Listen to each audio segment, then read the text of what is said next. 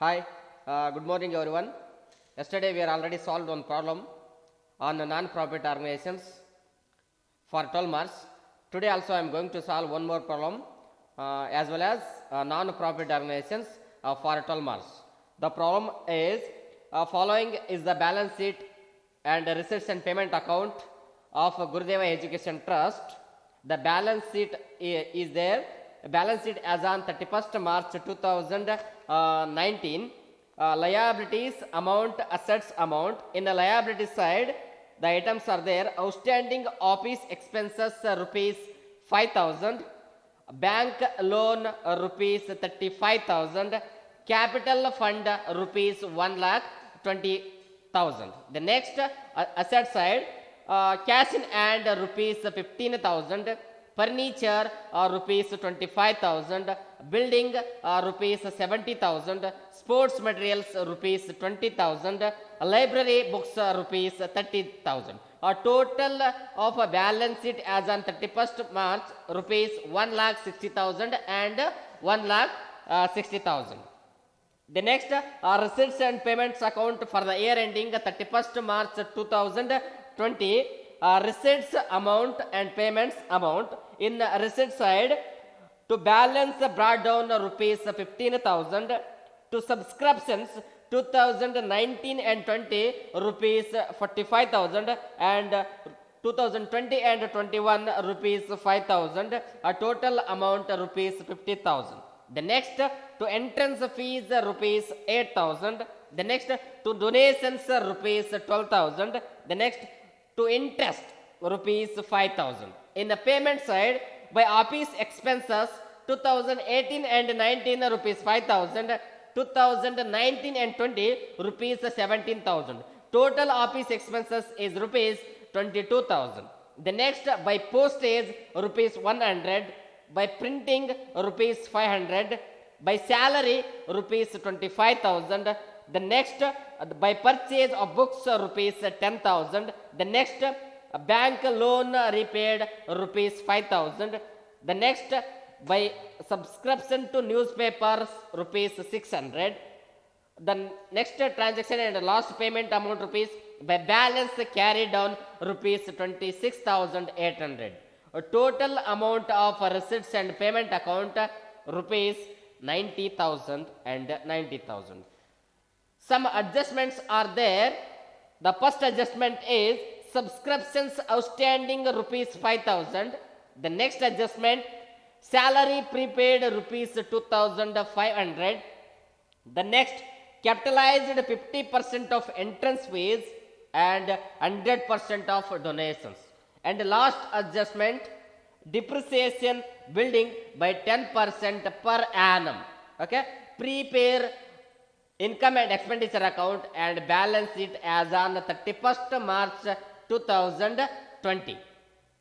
Okay ವಿದ್ಯಾರ್ಥಿಗಳೇ, ಇಂದಿನ ಕ್ಲಾಸ್ನಲ್ಲಿ ನಾವೇನು ಮಾಡಿದ್ದೀವಿ, ಆಲ್ರೆಡಿ 2019 ಆ ಒಂದು ಕ್ವಶನ್ ಪೇಪರನ್ನು 12 ಮಾರ್ಕ್ಸ್ಗೆ ನಾನ್ ಪ್ರಾಫಿಟ್ ಆರ್ಗನೈಸೇಷನ್ ಅನ್ನು ಬಿಡಿಸಿದ್ದೀವಿ. ಅದೇ ರೀತಿಯಾಗಿ ಈ ಒಂದು ಸೀಸನಲ್ಲಿ ಏನು ಮಾಡೋಣಪ್ಪ ಅಂತಾರೆ, ಇನ್ನೊಂದು ಏನು ಮಾಡೋಣ, ನಾನ್ ಪ್ರಾಫಿಟ್ ಆರ್ಗನೈಸೇಷನ್ ಮೇಲೆ ಆ ಒಂದು ಪ್ರಾಬ್ಲಮನ್ನು ಸಾಲ್ವ್ ಮಾಡಿದಾನ. ಓಕೆ, ಆ ಪ್ರಾಬ್ಲಮ್ನ ಆಲ್ರೆಡಿ ನಿಮ್ಮ ಮುಂದೆ ನಾನು ಓದಿದ್ದೀನಿ. ಆದರೆ ನೆಕ್ಸ್ಟ್ ಈಗ ಏನು ಮಾಡೋಣ ಅದನ್ನು ಸಾಲ್ವನ್ನ ಮಾಡೋಣ. ಹಂಗಂದ್ರೆ ಆ ಒಂದು ಕಂಪನಿ ಹೆಸರು ಕೊಟ್ಟಿದಾರಲ್ಲ, ಆ ಒಂದು ಕಂಪನಿ ಹೆಸರನ್ನು ನಾವು ಮಾಡಕದ್ರಲ್ಲಿ ಹೆಡ್ಲೈನ್ ಆಗಿ ಬರಿಬೇಕಾಗುತ್ತೆ. ಯಾವ ಒಂದು ಕಂಪನಿ ಹಂಗಂದ್ರೆ ಗುರುದೇವ education trust. Gurudev education trust, education trust of Tumakuru. Okay, ಆ ಒಂದು ತುಮಕೂರಿನ ಒಂದು ಎಜುಕೇಶನ್ ಟ್ರಸ್ಟ್ ಇದೆ. ಆ ಒಂದು ಟ್ರಸ್ಟ್ ಹೆಸರನ್ನ ಏನು ಮಾಡಕತ್ ನಾವು ಇಲ್ಲಿ ಹೆಡ್ಲೈನ್ ಆಗಿ ಬರಿಬೇಕಾಗುತ್ತೆ. ಓಕೆ, ಅದಾದ ನಂತರ ನೆಕ್ಸ್ಟ್ ಯಾವ್ದು ಮಾಡ್ರಿ, ಇನ್ಕಮ್ ಅಂಡ್ ಎಕ್ಸ್ಪೆಂಡಿಚರ್ ಅಕೌಂಟ್ ಅನ್ನ ಪ್ರಿಪೇರ್ ಮಾಡೋಣ. ಹಂಗಂದ್ರೆ ಇನ್ಕಮ್ ಅಂಡ್ ಎಕ್ಸ್ಪೆಂಡಿಚರ್ ಅಕೌಂಟ್ಗೆ ಹೆಡ್ಲೈನ್ ಯಾವ ರೀತಿ ಆಗಿದೆ ಹಂಗಂದ್ರೆ income and expenditure account, expenditure account as on 31st March 2020. Okay, ಈ ರೀತಿಯಾಗಿ ನೀವು ಮಾಡ್ಕಾದ್ರೆ ಹೆಡ್ಲೈನ್ ಹಾಕ್ಬೇಕಾಗುತ್ತೆ. ಈ ಹೆಡ್ಲೈನ್ಗೂ ಕೂಡ ಏನಾಗಿರ್ತೈತ್ರಿ, 1 ಮಾರ್ಕ್ಸ್ ಇರ್ತೈತೆ ಅಂತ ನಾನು ಹೇಳಿದೆ. ಹಂಗಂದ್ರೆ ಫಾರ್ಮೆಟ್ ಯಾವ ರೀತಿ ಆಗಿದೆ, ಇನ್ಕಮ್ ಅಂಡ್ ಎಕ್ಸ್ಪೆಂಡಿಚರ್ದು ಏನಿದೆ ಹಂಗಂದ್ರೆ expenditure the next amount, next income and amount. ಈ ರೀತಿಯಾಗಿ ಏನಿದೆ ಇದು ಆ ಒಂದು ಫಾರ್ಮೆಟ್ ಇದೆ. ಆ ಫಾರ್ಮೆಟ್ ಅಲ್ಲಿ ನಾವು ಮಾಡಕಂದ್ರೆ ಇನ್ಕಮ್ ಅಂಡ್ ಎಕ್ಸ್ಪೆಂಡಿಚರ್ ಅಕೌಂಟ್ ಅನ್ನ ನಾವಿಲ್ಲಿ ಮಾಡ್ಕಂದ್ರೆ ಪ್ರಿಪೇರ್ ಮಾಡಬೇಕಾಗುತ್ತೆ. ಹಾಗಾದ್ರೆ ಎಕ್ಸ್ಪೆಂಡಿಚರ್ ಸೈಡ್ ಅಲ್ಲಿ ಯಾವ ಬರ್ತಾವ ಅಂತ ಹೇಳಿದ್ದೆ ನಾನು, ಯಾವ ಒಂದು ರಿಸಿಟ್ಸ್ ಅಂಡ್ ಪೇಮೆಂಟ್ಸ್ ಅಕೌಂಟ್ ಅಲ್ಲಿ ಪೇಮೆಂಟ್ ಸೈಡ್ ಇದಾವಲ್ಲ ಅವೆಲ್ಲ ಅಮೌಂಟ್ಸ್ ಏನಾಗಿರ್ತವೆ ಇಲ್ಲಿ ಎಕ್ಸ್ಪೆಂಡಿಚರ್ ಸೈಡ್ ಬರ್ತವೆ. ಯಾವುಗಳನ್ನ ಹೊರತುಪಡಿಸಿ, ಆಸ್ತಿಗಳನ್ನ ಹೊರತುಪಡಿಸಿ, ಅಸೆಟ್ ಅನ್ನ ಹೊರತುಪಡಿಸಿ ಏನು ಪೇಮೆಂಟ್ ಸೈಡ್ ಇದಾವಲ್ಲ ಅವೆಲ್ಲ ಎಕ್ಸ್ಪೆನ್ಸಸ್ ಎಕ್ಸ್ಪೆಂಡಿಚರ್ ಕಾಲಮ್ ಅಲ್ಲಿ ಬರ್ತವೆ. ಇನ್ನು ಇನ್ಕಮ್ ಸೈಡ್ ಅಲ್ಲಿ ಯಾವ ಒಂದು ರಿಸಿಟ್ಸ್ ಅಂಡ್ ಪೇಮೆಂಟ್ ಅಕೌಂಟ್ ಅಲ್ಲಿ ರಿಸಿಟ್ಸ್ ಸೈಡ್ ಇದಾವಲ್ಲ ಅವೆಲ್ಲ ಏನಾಗಿರ್ತಾವ್ರಿ ಇನ್ಕಮ್ಸ್ ಆಗಿರ್ತಾವೆ. ಯಾವುಗಳನ್ನ ಹೊರತುಪಡಿಸಿ ಆ ಒಂದು ಲಯಾಬಿಲಿಟೀಸ್ ಗಳನ್ನ ಹೊರತುಪಡಿಸಿ, ಹೊಣೆಗಾರಿಕೆಗಳನ್ನ ಹೊರತುಪಡಿಸಿ, ಜವಾಬ್ದಾರಿಗಳನ್ನ ಹೊರತುಪಡಿಸಿ ಎಲ್ಲ ಇನ್ಕಮ್ ಸೈಡ್ ಅಲ್ಲಿ ಬರ್ತವೆ. ಹಂಗಂದ್ರೆ ಒನ್ ಬೈ ಒನ್ ನಾವೇನ್ ಮಾಡೋಣ, ಎಕ್ಸ್ಪೆಂಡಿಚರ್ ಸೈಡ್ ಅಲ್ಲಿ ನೋಡೋಣ. ಎಕ್ಸ್ಪೆಂಡಿಚರ್ ಸೈಡ್ ಅಲ್ಲಿ ಏನಂತ ಹೇಳಿದೆ ನಾನು, ಪೇಮೆಂಟ್ ಸೈಡ್ ಇರೋವೆಲ್ಲ ಏನಾಗಿರ್ತಾವ ಅಂತ ಹೇಳಿದೆ ನಾನು, ಆ ಒಂದು ಎಕ್ಸ್ಪೆಂಡಿಚರ್ ಸೈಡ್ ಅಲ್ಲಿ ಬರ್ತಾವ ಅಂತ ಹೇಳಿದೆ. ಹಾಗಾದ್ರೆ ಫಸ್ಟ್ ಒನ್ ಏನಿದೆ ನೋಡಿ, ಪೇಮೆಂಟ್ ಸೈಡ್ ಅಲ್ಲಿ by office expenses 2018 and 19 rupees 5,000, 2019 and 20 rupees 17,000 ಅಂತ ಇದೆ. ಅಂದ್ರೆ 2018 and 19 rupees 5,000 ಐತಲ್ರಿ, ಅದು ಲಯಾಬಿಲಿಟಿ ಸೈಡ್ ಅಲ್ಲಿ ಆಲ್ರೆಡಿ ಏನಿದೆ ನೋಡಿ, ಔಟ್ಸ್ಟ್ಯಾಂಡಿಂಗ್ ಆಫೀಸ್ ಅಂತ ಇದೆಯಲ್ಲ, ಆ ಔಟ್ಸ್ಟ್ಯಾಂಡಿಂಗ್ ಆಫೀಸ್ ಏನಾಗಿರ್ತಾವೆ 2090ಗೆ ಏನಾಗಿರ್ತಾವೆ ಕಂಪ್ಲೀಟ್ ಆಗಿರ್ತಾವೆ. ಹಂಗಾಗಿ ನಾವು ಕೇವಲ 2020 ಮಾತ್ರ ನಾವು ಹೇಳಕ್ಕಾದ್ರೆ ಆ ಒಂದು ಎಕ್ಸ್ಪೆನ್ಸಸ್ ಅನ್ನ ಹಚ್ಚಬೇಕಾಗುತ್ತೆ. Because of 31st March 2020 income and expenditure account ಇದು, ಓಕೆನಾ. ಹಾಗಾಗಿ ನಾವ್ ಹೇಳಕ್ಕಾದ್ರೆ ಇಲ್ಲಿ ಬೈ ಟು ಆಫೀಸ್ ಎಕ್ಸ್ಪೆನ್ಸಸ್ ಈ ವರ್ಷದ ಮಾತ್ರ ಹಚ್ಚಬೇಕಾಗುತ್ತೆ. ಆಫೀಸ್ ಎಕ್ಸ್ಪೆನ್ಸಸ್ ರುಪೀಸ್ ಎಷ್ಟಿದ್ರಿ 17,000, 17,000 ಐತಲ್ರಿ, 17,000 ಓಕೆ, 17,000. ಅದಾದ ನಂತರ ನೆಕ್ಸ್ಟ್ ಯಾವ್ದೈತೆ ನೋಡ್ರಿ ಇಲ್ಲಿ, ಬೈ ಪೋಸ್ಟೇಜ್ ಏನಾದ್ರೂ ಅಡ್ಜಸ್ಟ್ಮೆಂಟ್ ಇತ್ತಂದ್ರೆ ಅಡ್ಜಸ್ಟ್ ಮಾಡೋಕತ್ತೆ, ಆದ್ರೆ ಯಾವುದೇ ರೀತಿಯಾಗಿರುವಂತಹ ಪೋಸ್ಟೇಜ್ಗೆ ಅಡ್ಜಸ್ಟ್ಮೆಂಟ್ ಇಲ್ಲ. ಹಂಗಾಗಿ ಆ ಪೋಸ್ಟೇಜ್ ವ್ಯಾಲ್ಯೂ ಎಷ್ಟೈತಲ್ಲ ಆ ಪೋಸ್ಟೇಜ್ ವ್ಯಾಲ್ಯೂನ ಹಚ್ಬೇಕಾಗುತ್ತೆ. ಪೋಸ್ಟೇಜ್ ವ್ಯಾಲ್ಯೂ ಎಷ್ಟಿದ್ರೆ ರುಪೀಸ್ 100. ಓಕೆ, ಅದಾದ ನಂತರ ನೆಕ್ಸ್ಟ್ ಯಾವ್ದೈತೆ ನೋಡ್ರಿ ಇಲ್ಲಿ, ಪ್ರಿಂಟಿಂಗ್. ಓಕೆ, ಪ್ರಿಂಟಿಂಗ್ ಯಾವುದೇ ರೀತಿಯಾಗಿರುವಂತಹ ಒಂದು ಅಡ್ಜಸ್ಟ್ಮೆಂಟ್ ಇಲ್ಲ. ಆಸ್ ಯೂಶುವಲ್ ಪ್ರಿಂಟಿಂಗ್ ವ್ಯಾಲ್ಯೂ ಏನಿರ್ತೈತಲ್ಲ ಆ ಪ್ರಿಂಟಿಂಗ್ ವ್ಯಾಲ್ಯೂನ ಹಚ್ಬೇಕಾಗುತ್ತೆ. ಪ್ರಿಂಟಿಂಗ್ ವ್ಯಾಲ್ಯೂ ಎಷ್ಟಿದೆ ರುಪೀಸ್ 500 ಐತಿ. ಓಕೆ, ಅದಾದ ನಂತರ ಆ ಸ್ಯಾಲರಿ ಇದೆ, ಆ ಸ್ಯಾಲರಿ ಕೂಡ ಏನಾಗಿರ್ತೈತಿ ಇಲ್ಲಿ ಎಕ್ಸ್ಪೆಂಡಿಚರ್ ಆಗಿರ್ತೈತಿ ಟು ಸ್ಯಾಲರಿ. ಓಕೆ, ಸ್ಯಾಲರಿ ಏನಾದರೂ ಇಲ್ಲಿ ಔಟ್ಸ್ಟ್ಯಾಂಡಿಂಗ್ ಇತ್ತಪ್ಪ ಅಂತಂದ್ರೆ, ಪ್ರೆಸೆಂಟ್ ಇಯರ್ ಔಟ್ಸ್ಟ್ಯಾಂಡಿಂಗ್ ಇತ್ತಪ್ಪ ಅಂದ್ರೆ ಹ್ಯಾಡ್ ಮಾಡಬೇಕು, ಲಾಸ್ಟ್ ಇಯರ್ ಔಟ್ಸ್ಟ್ಯಾಂಡಿಂಗ್ ಇತ್ತಪ್ಪ ಅಂದ್ರೆ ಲೆಸ್ ಮಾಡಬೇಕಾಗುತ್ತೆ ನಾವು. ಹಂಗಾದ್ರೆ ಸ್ಯಾಲರಿ ವ್ಯಾಲ್ಯೂ ಏನೈತ್ರಿ ರುಪೀಸ್ 25,000 ಇದೆ. ಓಕೆ, 25,000 ಇದೆ. ಆದ್ರೆ ಅಡ್ಜಸ್ಟ್ಮೆಂಟ್ ಅಲ್ಲಿ ಏನ್ ಮಾಡಿದಾನ್ರಿ ಇಲ್ಲಿ ಕೊಟ್ಟಿದ್ದಾನೆ ನೋಡಿ, ಏನ್ ಕೊಟ್ಟಿದ್ದಾನೆ, ಸ್ಯಾಲರಿ ಪ್ರೀಪೇಯ್ಡ್ ರುಪೀಸ್ 2,500. ಅಂದ್ರೆ ಪ್ರೀಪೇಯ್ಡ್ ಇತ್ತಪ್ಪ ಅಂತಂದ್ರೆ ಏನ್ ಮಾಡಕತ್ರಿ ಲೆಸ್ ಮಾಡಬೇಕಾಗುತ್ತೆ, ಔಟ್ಸ್ಟ್ಯಾಂಡಿಂಗ್ ಇತ್ತಂದ್ರೆ ಆಡ್ ಮಾಡ್ಬೇಕು. ಹಂಗಂದ್ರೆ ಏನ್ ಮಾಡೋಣ ನಾವಿಲ್ಲಿ ಲೆಸ್ ಮಾಡೋಣ, less prepaid salary.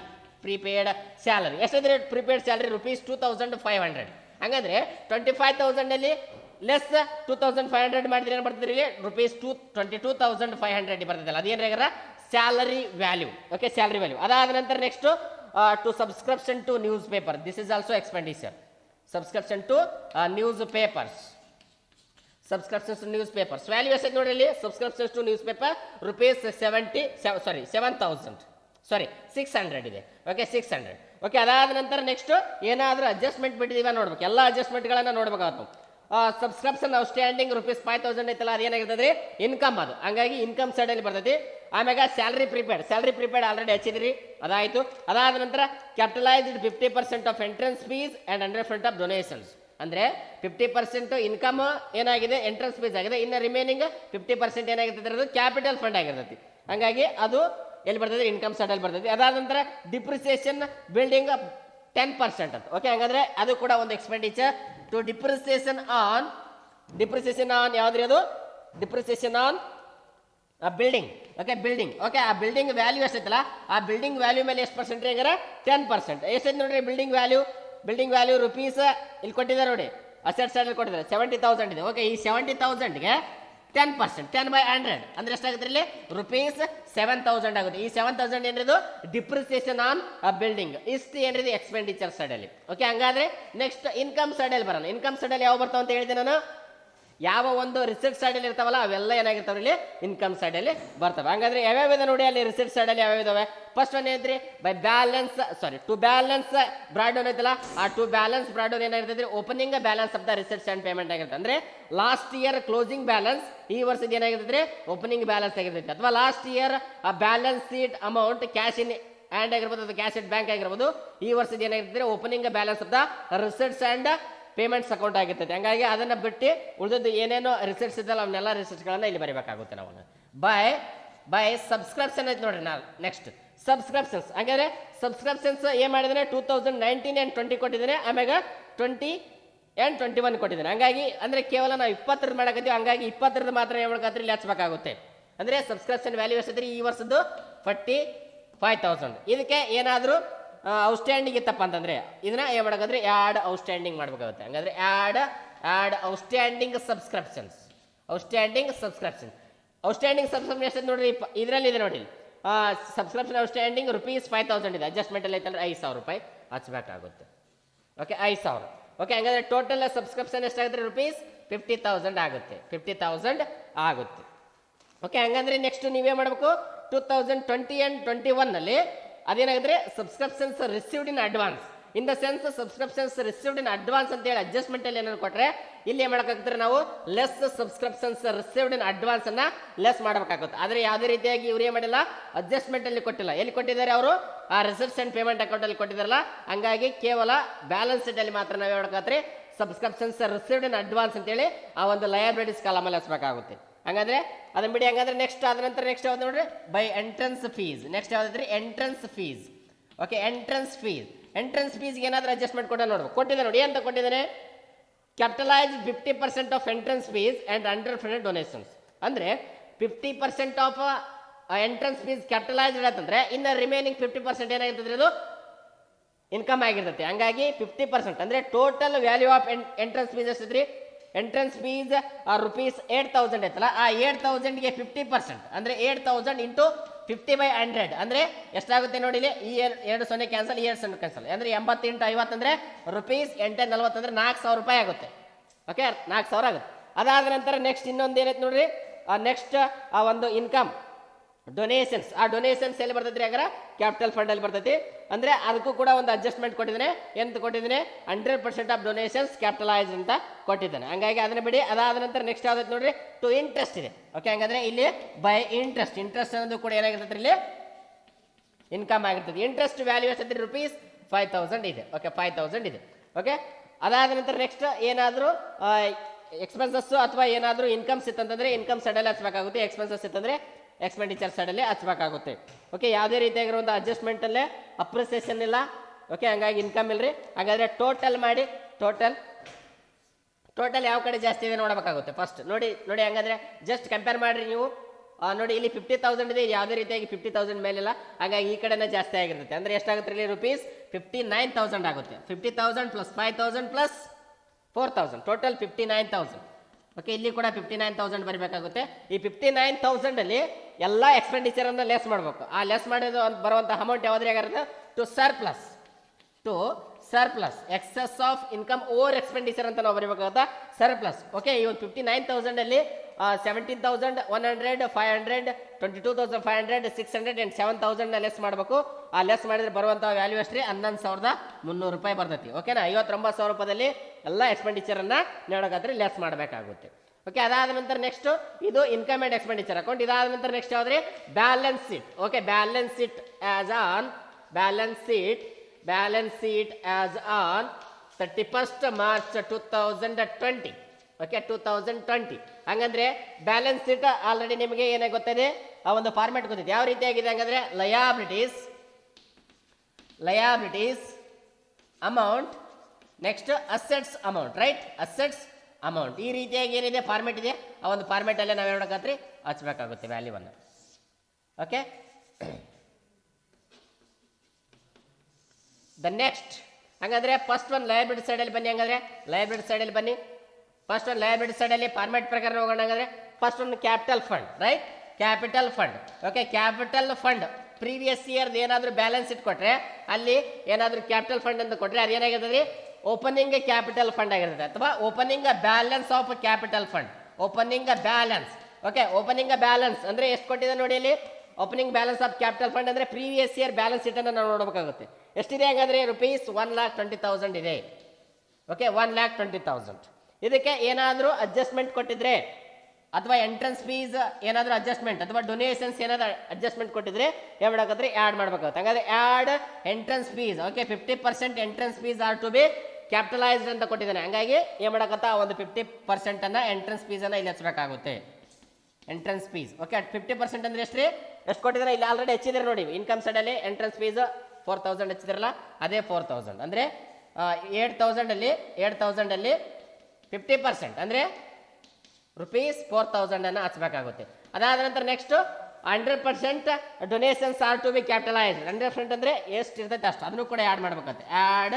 Add donations 100% donations ಅಂದರೆ ಎಷ್ಟು ವ್ಯಾಲ್ಯೂ ಐತಲ್ಲ ಅಷ್ಟು ವ್ಯಾಲ್ಯೂವನ್ನು ಹಚ್ಬೇಕಾಗುತ್ತೆ. ಡೊನೇಷನ್ಸ್ ವ್ಯಾಲ್ಯೂ ಎಷ್ಟಿದ್ರೆ ಇಲ್ಲಿ ₹12,000. ಆ 12,000 ಕೂಡ ನೀವು ಮಾಡಬೇಕಾದ್ರೆ ಹಚ್ಬೇಕಾಗುತ್ತೆ. ₹12,000. ಓಕೆ. ಅದಾದ ನಂತರ ನೆಕ್ಸ್ಟ್ ಏನು ಮಾಡೋಕ್ರೆ ಸರ್ಪ್ಲಸ್ ಅನ್ನು ಆ್ಯಡ್ ಮಾಡ್ಬೇಕು. ಇದಕ್ಕೆ ಒಂದು ವೇಳೆ ಡಿಪಿಸಿಟ್ ಇತ್ತಂದ್ರೆ ಡಿಪಿಸಿಟ್ ಅನ್ನು ಲೆಸ್ ಮಾಡಬೇಕಾಗುತ್ತೆ. ಇಲ್ಲಿ ಸರ್ಪ್ಲಸ್ ಬಂದಿದೆ. ಓಕೆ, ಸರ್ಪ್ಲಸ್ ಎಷ್ಟಿದ್ರೆ ₹11,300 ₹11,300. ಓಕೆ, ₹11,300. ಇದು ಏನಿದೆ ಕ್ಯಾಪಿಟಲ್ ಫಂಡ್. ಓಕೆ, ಆ ಕ್ಯಾಪಿಟಲ್ ಫಂಡ್ಗೆ opening balance of the capital ಅಂದರೆ ಪ್ರೀವಿಯಸ್ ಇಯರ್ ಬ್ಯಾಲೆನ್ಸ್ ಶೀಟಲ್ಲಿರುವಂತಹ ಕ್ಯಾಪಿಟಲ್ ಫಂಡ್ ಅನ್ನ ಅದು ಓಪನಿಂಗ್ ಬ್ಯಾಲೆನ್ಸ್ ಆಗಿರ್ತೈತಿ. ಆಮೇಲೆ ಯಾಡ್ ಎಂಟ್ರೆನ್ಸ್ ಫೀಸ್ 50% ಕ್ಯಾಪಿಟಲೈಸ್ ಅಂತ ಹೇಳ, ಇನ್ನು 50% ಏನಾಗಿರ್ತೈತೆ ಇದು ಇನ್ಕಮ್ ಆಗಿರ್ತೈತೆ. ಹಂಗಾಗಿ ಕೇವಲ ಒಂದು 4,000 ಹಚ್ಬೇಕಾಗುತ್ತೆ. ಆಮೇಲೆ ಡೊನೇಷನ್ಸ್. ಓಕೆ, ಡೊನೇಷನ್ಸ್ ಕೂಡ 100% ಹೇಳೋಣ. ಆಮೇಲೆ ನೆಕ್ಸ್ಟ್ ಸರ್ಪ್ಲಸ್ ಕೂಡ ಆ್ಯಡ್ ಮಾಡ್ಬೇಕು. ಸರ್ಪ್ಲಸ್ ಎಷ್ಟಿದ್ರೆ ಈಗ ತಾನೇ ನೀವು ಆಲ್ರೆಡಿ ಇನ್ಕಮ್ ಅಂಡ್ ಎಕ್ಸ್ಪೆಂಡಿಚರಲ್ಲಿ ಏನು ಮಾಡಿದಿರಾ ಆ ಒಂದು ಕ್ಯಾಲ್ಕುಲೇಷನ್ ಮಾಡಿದ್ರೆ. ಹಂಗಾರೆ ಟೋಟಲ್ ಎಷ್ಟಾಗುತ್ತೆ ನೋಡಿ ಇಲ್ಲಿ 1,20,000 ಪ್ಲಸ್ 4,000 ಪ್ಲಸ್ 12,000 ಪ್ಲಸ್ 11,300 ಅನ್ನು ಮಾಡಿದರೆ ಟೋಟಲ್ 1,47,300. 1,47,300 ಇದೇನ್ರಿ ಹಾಗಾದ್ರೆ ಇದು ಕ್ಯಾಪಿಟಲ್ ಫಂಡ್. ಆಮ್ಯಾಗ ಏನಾದರೂ ಔಟ್ಸ್ಟ್ಯಾಂಡಿಂಗ್ ಎಕ್ಸ್ಪೆನ್ಸಸ್ ಇತ್ತಪ್ಪ ಅಂತಂದ್ರೆ, ಓಕೆ, ಔಟ್ಸ್ಟ್ಯಾಂಡಿಂಗ್ ಎಕ್ಸ್ಪೆನ್ಸಸ್ ಇತ್ತಪ್ಪ, ಆ ಪ್ರೀಪೇಯ್ಡ್ ಇನ್ಕಮ್ಸ್ ಇತ್ತಪ್ಪ ಅಂತಂದ್ರೆ ಆ ಲಯಬಿಲಿಟೀಸ್ ಆಗಿದೆ. ಏನಾದರೂ ಔಟ್ಸ್ಟ್ಯಾಂಡಿಂಗ್ ಎಕ್ಸ್ಪೆನ್ಸಸ್ ಕೊಟ್ಟೆ ನಾನು ನೋಡ್ರಿ. ಓಕೆ, ಕೊಟ್ಟಿದ್ದಾನಂದ್ರೆ ಏನು ಮಾಡಿದಾನೆ subscriptions received in advance. Okay, subscriptions received in advance. Okay, last year ಕೊಟ್ಟಿದ್ದಾನೆ ಆ ಒಂದು ಬ್ಯಾಲೆನ್ಸ್ ಶೀಟಲ್ಲಿ ಸಬ್ಸ್ಕ್ರಿಪ್ಷನ್ಸ್ ರಿಸೀವ್ಡ್ ಇನ್ ಅಡ್ವಾನ್ಸ್ ಕೊಟ್ಟಿದ್ದಾನೆ ನೋಡಿ. Subscriptions received in advance. Advances ಎಲ್ಲವೂ ಏನಾಗಿರ್ತಾವೆ ಹೊಣೆಗಾರಿಕೆಗಳಾಗಿರ್ತವೆ. ಅಂದರೆ ಕೇವಲ ಇಲ್ಲಿ ರಿಸೀಟ್ಸ್ ಆ್ಯಂಡ್ ಪೇಮೆಂಟ್ಸ್ ಅಕೌಂಟಲ್ಲಿ ಮತ್ತು ಬ್ಯಾಲೆನ್ಸ್ ಶೀಟಲ್ಲಿ ಕೊಟ್ಟರೆ ಮಾತ್ರ ಒಂದು ಕಡೆ ಹಚ್ಬೇಕು. ಇನ್ ದ ಸೆನ್ಸ್ ಅಡ್ಜಸ್ಟ್ಮೆಂಟಲ್ಲಿ ಕೊಟ್ಟರೆ ಎರಡೂ ಕಡೆ ಬರ್ತದವು. ಇನ್ಕಮ್ ಅಂಡ್ ಎಕ್ಸ್ಪೆಂಡಿಚರ್ ಸೈಡಲ್ಲಿ ಬರ್ತದೆ ಮತ್ತು ಬ್ಯಾಲೆನ್ಸ್ ಶೀಟಲ್ಲಿ ಕೂಡ ಬರ್ತದೆ. ಹಂಗಾಗಿ ಸಬ್ಸ್ಕ್ರಿಪ್ಷನ್ ರಿಸೀವ್ಡ್ ಇನ್ ಅಡ್ವಾನ್ಸ್ ಎಷ್ಟೈತೆ ನೋಡ್ರಿ ₹5,000 ಇದೆ. ದ ನೆಕ್ಸ್ಟ್ ಆಮೇಲೆ ಯಾವುದಾದ್ರೂ ಅಸೆಟ್ ಯಾವಾಗ ಲಯಬಿಲಿಟೀಸ್ ಬಿಟ್ಟಿದೆ ನೋಡ್ಬೇಕು. ಇಲ್ಲಿ ಕೊಟ್ಟಿದೆ ನೋಡಿ ಬ್ಯಾಂಕ್ ಲೋನ್ ಕೊಟ್ಟಿದ್ದಾನೆ. Okay, bank loan. Okay, bank loan ಅನ್ನೋದು ಕೂಡ ಒಂದು ಏನ್ರಿ ಇದು ಲಯಾಬಿಲಿಟೀಸ್. ಓಕೆ, ಬ್ಯಾಂಕ್ ಲೋನ್ಗೆ ಏನಾದರೂ ಅಡ್ಜಸ್ಟ್ಮೆಂಟ್ ಕೊಟ್ಟಾನೆ ನೋಡ್ಬೇಕ್ರಿ. ಅಡ್ಜಸ್ಟ್ಮೆಂಟ್ ಏನಾದರೂ ಬ್ಯಾಂಕ್ ಲೋನ್ ರೀಪೇಡ್ ಅಂತೇಳಿ ಪೇಮೆಂಟ್ ಸೈಡಲ್ಲಿ ಕೊಟ್ಟ ನೋಡ್ರಿ ₹600. ಅದನ್ನ ಪೇಡ್ ಆಗಿದ್ದನ್ನ ಲೆಸ್ ಮಾಡಿ ಉಳಿದ ರಿಮೈನಿಂಗ್ ಅಮೌಂಟನ್ನು ಬ್ಯಾಂಕ್ ಲೋನ್ಗೆ ಕನ್ಸಿಡರ್ ಮಾಡಬೇಕಾಗುತ್ತೆ. ಹಂಗಾದ್ರೆ ಬ್ಯಾಂಕ್ ಲೋನ್ ₹35,000 ಅದಕ್ಕೆ ಲೆಸ್ ಪ್ರೀಪೇಯ್ಡ್ ಅಥವಾ ಲೋನ್ ಪೇಯ್ಡ್. ಓಕೆ, ಅಥವಾ ಲೋನ್ ಪೇಯ್ಡ್ ವ್ಯಾಲ್ಯೂ ಎಷ್ಟಿದ್ರೆ ರುಪೀಸ್ ಎಷ್ಟಾದ್ರೆ ₹5,000 ಕೊಟ್ಟನ್ರಿ 5,000. Okay, 5,000 total. ಹಂಗಾದ್ರೆ 30,000 ಏನಿದೆ ಬ್ಯಾಂಕ್ ಲೋನ್. ಓಕೆ, 30,000 ಏನಿದು ಬ್ಯಾಂಕ್ ಲೋನ್ ವ್ಯಾಲ್ಯೂ ಆಗುತ್ತೆ. ಓಕೆ, ಹಂಗಂದ್ರೆ ನೆಕ್ಸ್ಟ್ ಇಷ್ಟು ಇವೆಂಟ್ ಲಯಬಿಲಿಟೀಸ್. ಅದಾದ ನಂತರ ನೆಕ್ಸ್ಟ್ ಅಸೆಟ್ ಸೈಡಲ್ಲಿ ಬನ್ನಿ.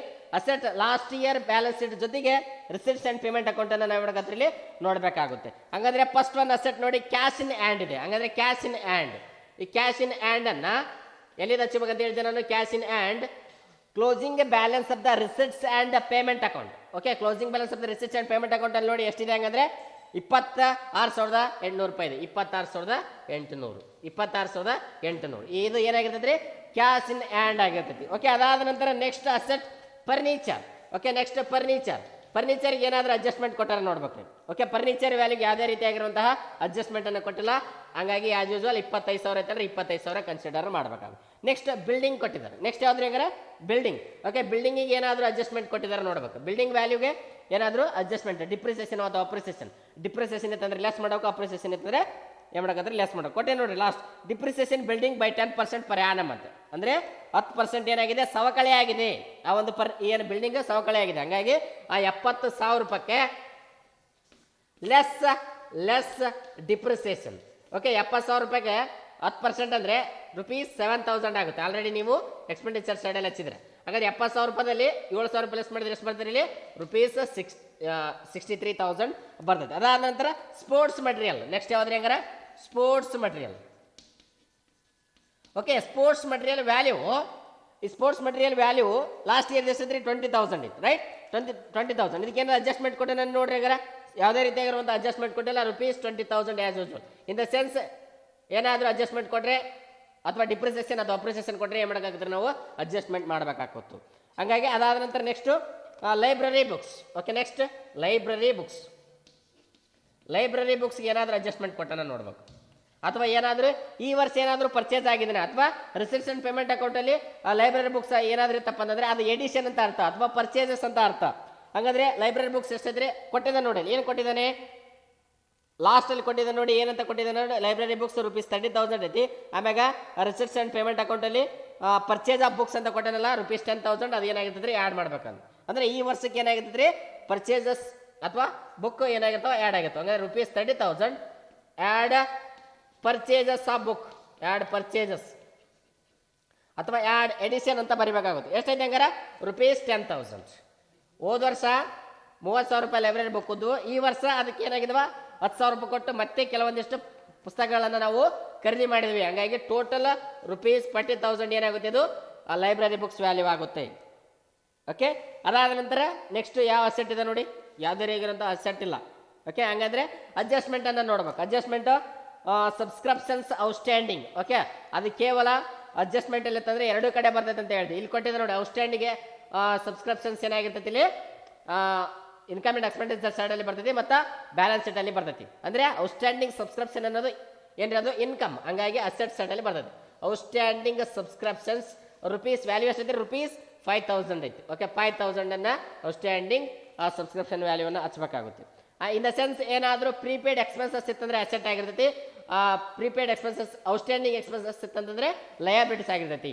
ಆಲ್ರೆಡಿ ಹಚ್ಚಿದ್ವಿ ನೋಡಿ ನಾವು, ಸಬ್ಸ್ಕ್ರಿಪ್ಷನ್ ರಿಸೀವ್ಡ್ ಇನ್ ಅಡ್ವಾನ್ಸ್ ಅನ್ನೋದು ಕೂಡ ಏನ್ರಿ ಇದು ಒಂದು ಲಯಬಿಲಿಟೀಸ್ ಆಗಿದೆ. ಅದೇ ರೀತಿಯಾಗಿ ಪ್ರೀಪೇಡ್ ಎಕ್ಸ್ಪೆನ್ಸಸ್ ಅಸೆಟ್ ಆಗಿರ್ತೈತಿ. ಓಕೆನಾ, ಹಂಗಾದ್ರೆ ಪ್ರೀಪೇಡ್ ಎಕ್ಸ್ಪೆನ್ಸಸ್ ಏನಾದರೂ ಅಡ್ಜಸ್ಟ್ಮೆಂಟ್ ಕೊಟ್ಟರು ಇಲ್ಲಿ ಕೊಟ್ಟ ನೋಡ್ರಿ. ಓಕೆ, ಪ್ರೀಪೇಡ್ ಸ್ಯಾಲರಿ ಅಂತ ಕೊಟ್ಟನಲ್ಲ ಅದು ಕೂಡ ಏನಾಗಿರ್ತೈತಿ ಇಲ್ಲಿ ಅಸೆಟ್ ಆಗಿರ್ತೈತಿ. ಅಂದ್ರೆ prepaid salary, prepaid salary. Okay, prepaid salary value ಎಷ್ಟೈತೆ ನೋಡ್ರಿ ಇಲ್ಲಿ, ಪ್ರೀಪೇಡ್ ಸ್ಯಾಲರಿ ರುಪೀಸ್ 2,500. 2,500. ಓಕೆ, ಇಷ್ಟು ಏನ್ರಿ ಇದು ಬ್ಯಾಲೆನ್ಸ್ ಶೀಟ್ ಇದು. ಓಕೆ, ಇಷ್ಟು ಬ್ಯಾಲೆನ್ಸ್ ಶೀಟ್ ಇದನ್ನೇ ಮಾಡೋಕ್ಕಾದ್ರೆ ಟೋಟಲ್ ಮಾಡಬೇಕಾಗುತ್ತೆ ನಾವು. ಓಕೆ, ಟೋಟಲ್ ಮಾಡಿ ಹಂಗಂದ್ರೆ 1,47,300 ಪ್ಲಸ್ 5,000 ಪ್ಲಸ್ 30,000 ಟೋಟಲ್ ಎಷ್ಟಾಗುತ್ತೆ ಹಂಗಾರೆ ಇದು ರುಪೀಸ್ 1,82,300. ಇಲ್ಲಿ ಕೂಡ ಎಷ್ಟಾಗುತ್ತೆ ನೋಡ್ಬೇಕು, ಎರಡು ಕೂಡ ಟ್ಯಾಲಿ ಆಗ್ಬೇಕದು. ಟ್ಯಾಲಿ ಆದರೆ ಮಾತ್ರ ನೀವು ಮಾಡಿದ ಲೆಕ್ಕ ಸರಿಯಾಗಿರ್ತೈತಿ ನೋಡಿ. ಹಂಗಂದ್ರೆ 26,800, 25,000, 63,000, 20,000, 40,000, 5,000 ಮತ್ತು 2,500 ನೀವು ಟೋಟಲ್ ಮಾಡಬೇಕಾಗುತ್ತೆ. 8 1 5 13. Okay, next